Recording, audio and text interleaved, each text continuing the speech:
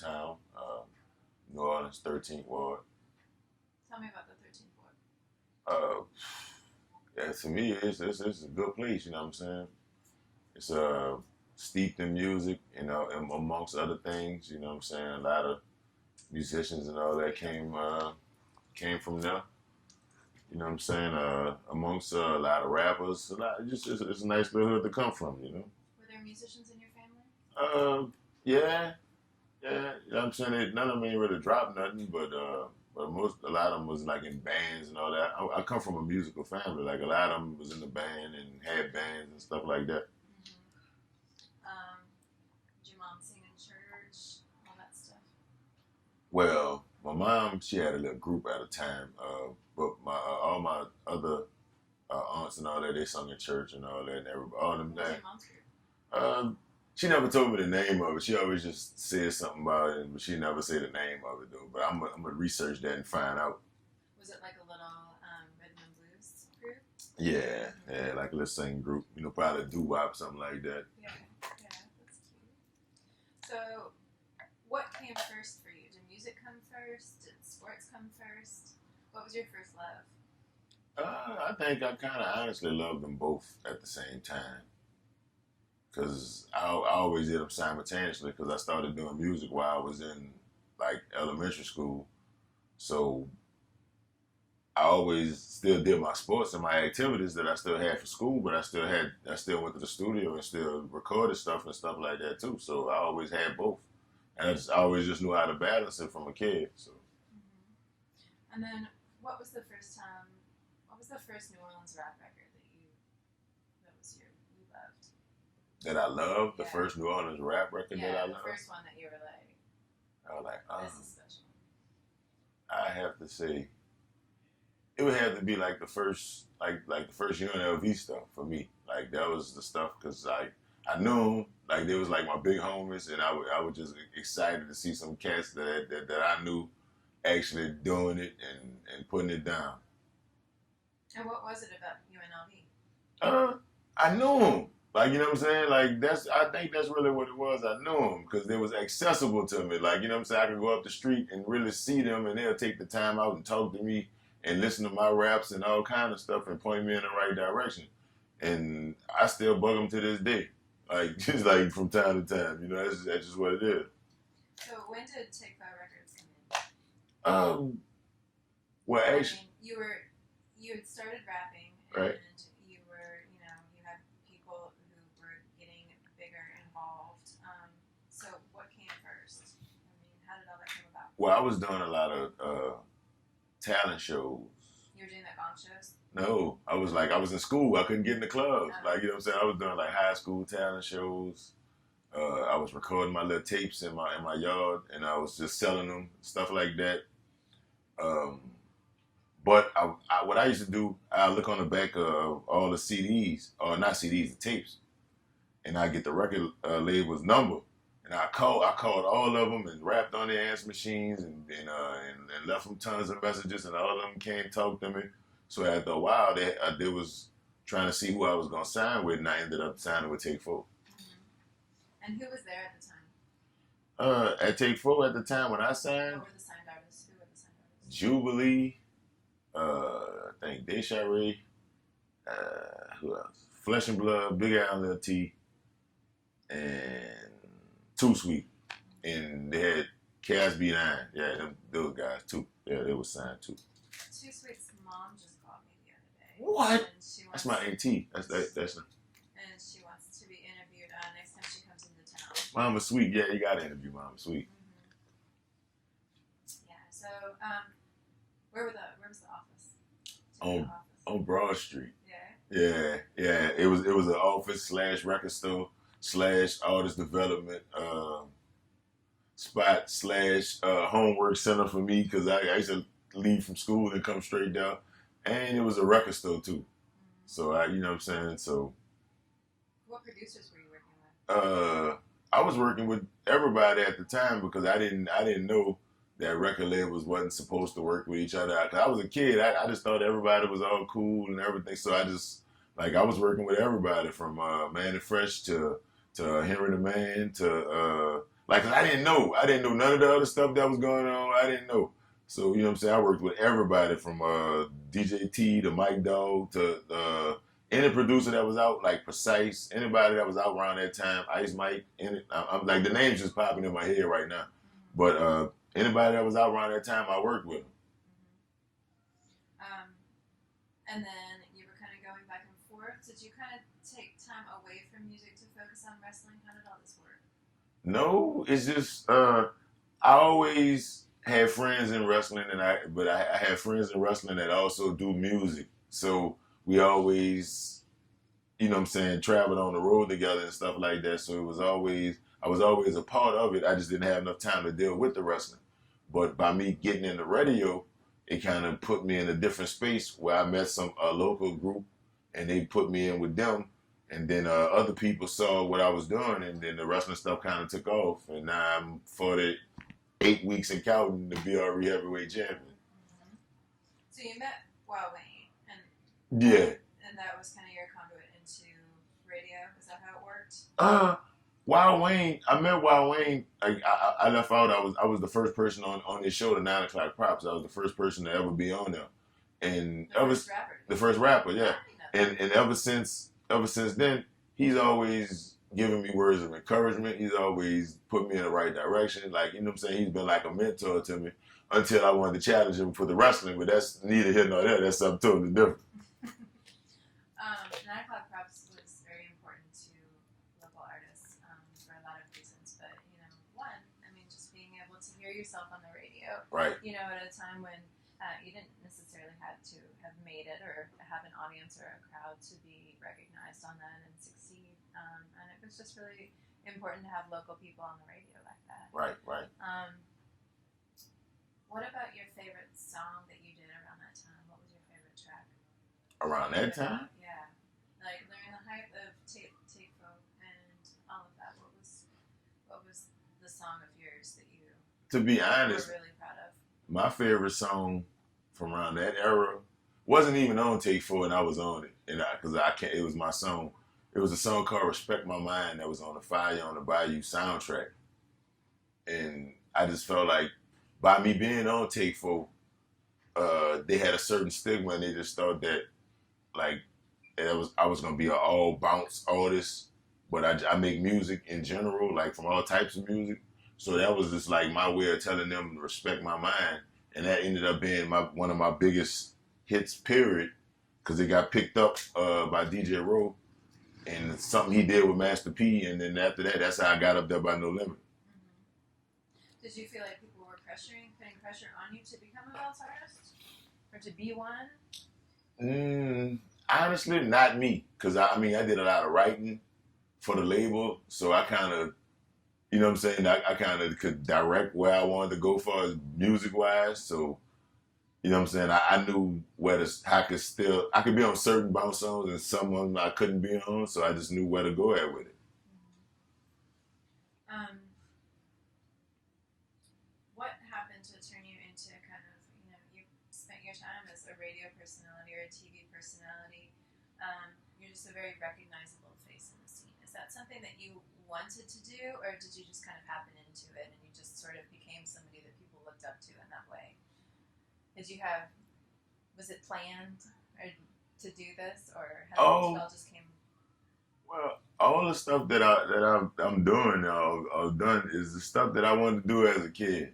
I joke with my friends. I'm like, man, I got to make a new bucket list, because the stuff that I wanted, the only thing I didn't do was become president of the United States. But I think that might be done for me. You have time. I have time? Mm-hmm.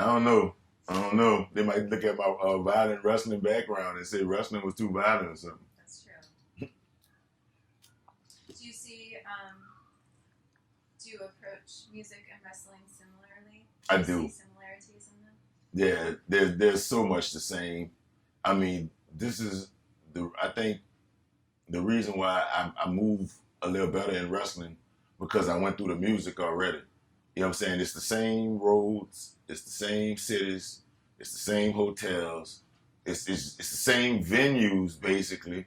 You know what I'm saying? It's pretty much the same. It's the same thing, except I'm just doing. I'm entertaining people either way it go. Mm-hmm. So that's how I look at it, and it's the same promote. It's like the promoters come with the same story at the end of the night. It's the same envelopes. It's the same. It's everything the same. You go to the same restaurants after. It's pretty much it's the same thing. You're used to being in my position. You're used to interviewing artists a lot too. Oh yeah, that's cool. It's cool that I'm doing the interview right now. It's cool. It's different for sure. A lot of people, you know, don't get to switch places very often, so it's pretty neat. But how do you approach interviewing artists when you want to interview somebody? Do you have a specific kind of way of approaching New Orleans artists? I mean, I saw you at the Cash Money Turkey giveaway. You know, you're up front interviewing everybody, and you're very good at it. And you get directly to the point, and you know, you're just kind of a born entertainer. You can kind of, you know, roll with it and make anything entertaining. You feel like you're a good interviewer? No, I don't. I'm like I listen to everybody else interviews and I'm like, wow, that's some good questions. Like, you know what I'm saying? Like I don't think my interview style is standard. I think it's unorthodox, and I it's either you like it or you don't. Like, you know what I'm saying? It's polarizing. That's how I think. Like, either some people like it, some people don't. Some people say I'm all over the place. Some people say like what you said. Like, you know what I'm saying? And hey, I just try to just get the point across. I just try to make the people just feel it. Mm-hmm. What do you think is special about New Orleans rap as you know, a musical form? Or what makes it special about New Orleans to the rest of the world? Because there's nothing like it. Why? There's nothing like it because New Orleans is the gumbo pot of music. Like, you could have in one hood, you could have a rapper that's a bounce rapper. You can have a rapper that's a conscious rapper. You can have a gangster rapper. You can have all these different type of rappers on the same block, but they living in the same environment, but they seeing it differently to the point where it sounds totally different. Like, you know what I'm saying? Like it's like my music and BG music totally different, but we stay in the exact same hood. Like, you know what I'm saying? Jimmy Clever stayed in our hood. Like, you know what I'm saying? Like, there's a lot of rappers stayed in our hood, and none of our music sounds the same at all. But we lived, and we all went to school with each other. We all knew each other. We all came up together. The music, you know what I'm saying? It can be different. Like, when you go to other places, then you could tell a distinct sound from all of them. All of them sound the same. Like, everybody down here sounds different.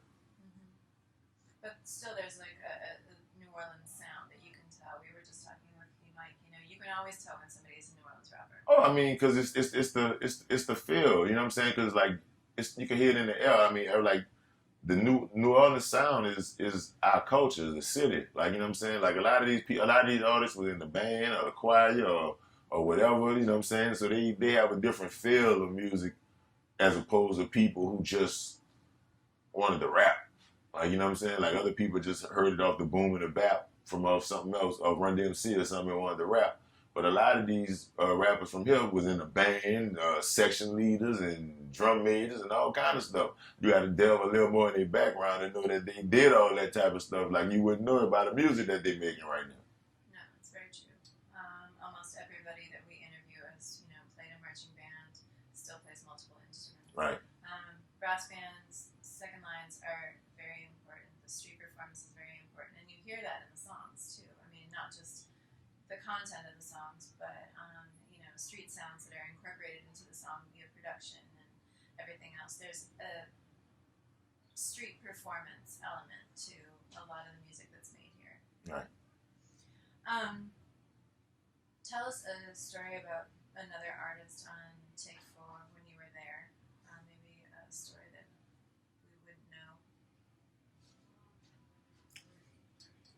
Anything about Jubilee, or who do you want to talk about?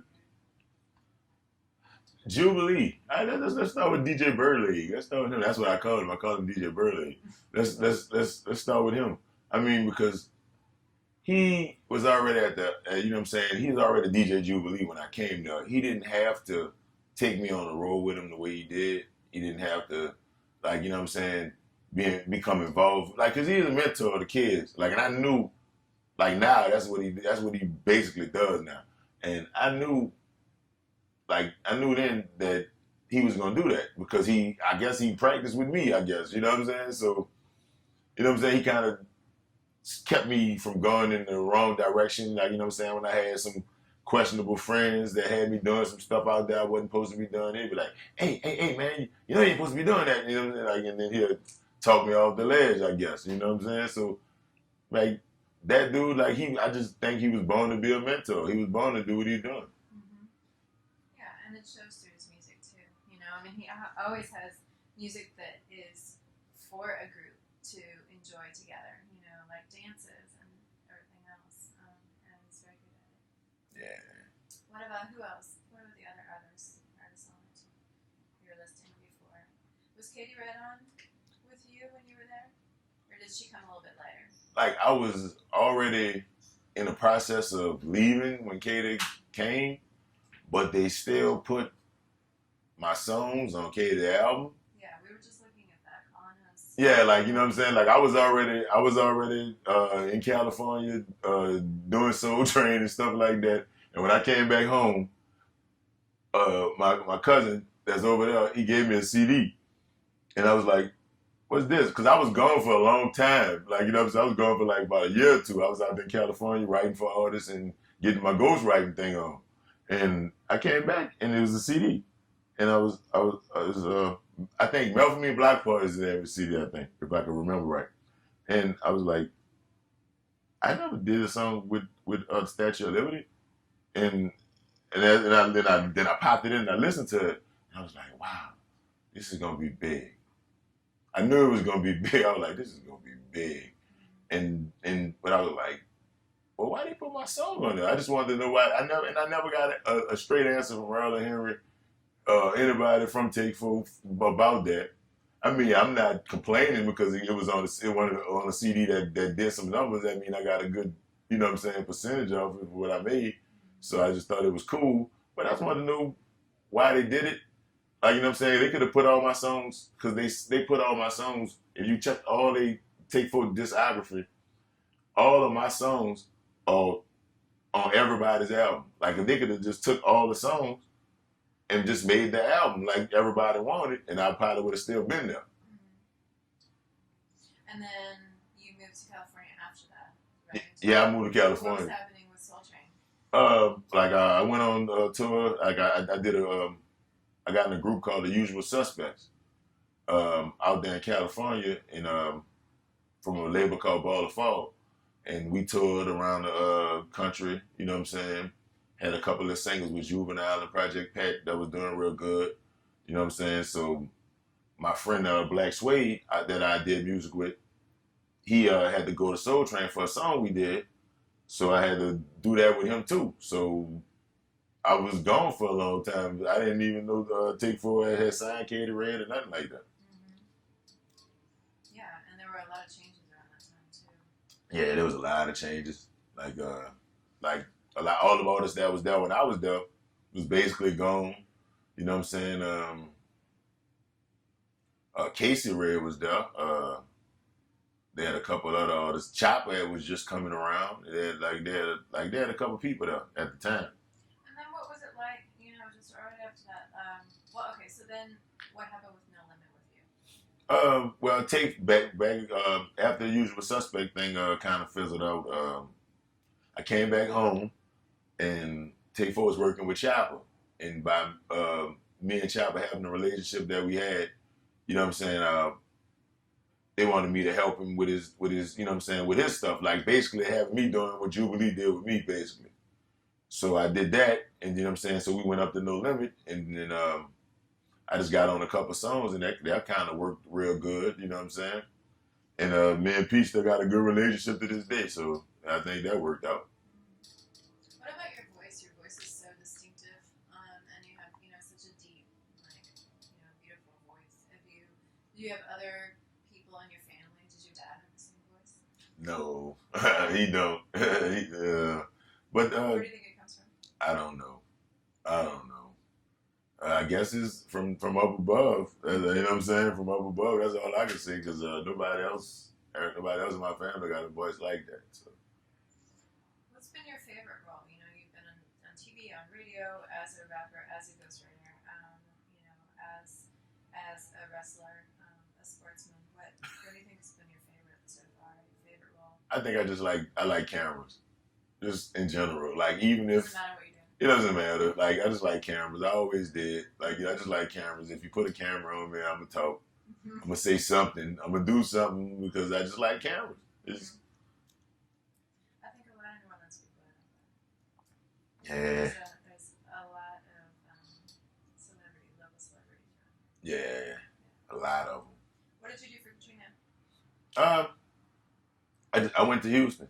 I went back to Houston because I was already out there doing a lot of music with people. You know what I'm saying? It was already on the circuit. So when I went out there, soon the day I set foot in Houston, I was already hosting in some clubs that same night. I just went straight to work. I put my stuff in the hotel and went straight to work. Did you ever think about not coming back here? I stayed out there actually about actually like 3 or 4 years after Katrina. I came back a couple years ago. I was just migrating back and forth, you know what I'm saying? Just catching the ride with everybody that was coming back. Like, oh, you going to New Orleans? I'm coming. You know what I'm saying? And just do it like that.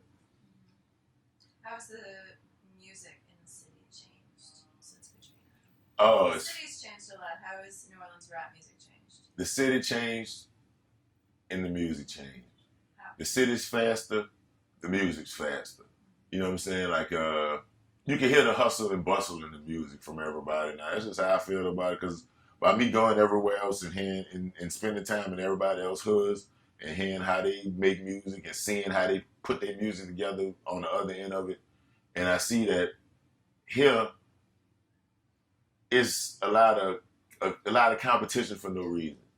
Like you know what I'm saying? It's like people that don't even make the same type of music, y'all not competition with each other. Y'all should just be making music because it makes everything be better, makes everybody feel better. Music is what brings everybody together in the first place. So why should music bring people apart? Do people talk about different things now in the music, or do you think obviously right after Katrina, everything was very explicitly political. Right. Now, are there kind of similar? Do you hear people talking about things differently? I mean, now approaching problems differently than they did before. now, yeah. I mean, they got your artists that make the usual. You know what I'm saying? I like to call it water music. They got the ones that make the usual water music. They gonna do that. Then they got some artists that used to make that type of music and kind of grow a little more. Like that's the category I feel like I'm in right now. You know what I'm saying? Did you used to make water music? Yeah, I was the head #1 water in charge. Like you know what I'm saying? I used to make a whole bunch of water music, but I was a kid, so you know what I'm saying. So it's like I grew up and my music grew up with me. You know what I'm saying? And hopefully the fans that like my music grew up with me too. And you know what I'm saying? And they knew it was authentic from me. So when I made water music, I was a water. You know what I'm saying? I kind of make I wear suits now. You know what I'm saying? So I make a little more grown up music. So you know what I'm saying? I try to do something a little different. Do you have a favorite New Orleans rap song of all time? It's impossible to. Do you have one? A favorite New Orleans rap song of all time. My favorite New Orleans rap song of all time would have to be UNLV "Don't You Be Greedy." That's a Yella solo song. It's probably the last song he made. You want to tell us a story about him? Obviously, he's gone, but tell us a story that we might not know. That dude used to come pick me up and let me hear these songs before they all came out. And that was the last song he played for me. So that's why that song kind of, you know what I'm saying? And that wasn't even the beat for the song, but I guess by people missing him so much when he passed, and that was the last song from him, that song became like a cult hit, you know what I'm saying? And I just remember just sitting in the truck, just listening to it like before, and every time I hear it just take me back to sitting in the truck listening to it. What's been the effect of, everybody here has lost somebody to violence. What's the effect of that in the music, or how does that affect the music? Oh, it affects the music a lot because it takes a lot of talented people away from their families, not just from the fans, not just from the people that want to hear him, but it took people away from their families and all kind of stuff like that. The the music part, you know what I'm saying, that's probably small and compared to, you know what I'm saying, what happened, because a lot of the people, the providers, the breadwinners for their family, that was the people that was making the money. So you know what I'm saying. So if you take that person, what did you do to that household? What did you do to that whole structure, infrastructure of that whole household? You know what I'm saying? Like you might have put some people out on the street and you don't even know it. Is there anything we haven't talked about that you want to talk about? No telling with me. What's your next goal? I don't know. You've done a lot of stuff. What's your next goal? I don't know. I might have to try to really start working on that president thing. Huh? I might have to. I might just have to. I don't know. I did wrestling. I did music. I did some movie stuff. That was the stuff I wanted to do when I was a kid. What movie stuff? I've been in a lot of movies, like Focus and Hurricane Season, like any movie. Focus is with Will Smith? Yeah. Yeah, any movie that was down here, like, you know, they're shooting a lot of movies down here. Any movie down here, I'm in there some kind of way. If I'm in there for 1 second, 2 seconds, hey sir, would you like some fries with that or whatever, I'm in there. Like, you know what I'm saying? What was your best role? My best role, I would think, my best role would be in a movie Cannon Abel put out, would be Black Party. I was the dude with the messed up haircut in the movie. Like, it was one of the No Limit early movies. No, it was a Most Wanted movie. Like that's when Cannon Abel started putting movies out for themselves. They they were like they do a lot of movies now. Like that's what they into now, doing movies. And I was the dude with the messed up hair in the movie. You know what I'm saying? It's a big funny part in the movie. So that's when a lot of people remember it. You know what I'm saying? So I just thought that's my favorite role I did so far. Yeah. Okay. Well, I'm sure you will be in many more. Oh yeah. I got a couple more movies coming out now. I'm in Terminator 2. That's out right now. Yeah. Well, thank you. Thank you. I really appreciate your time. No problem.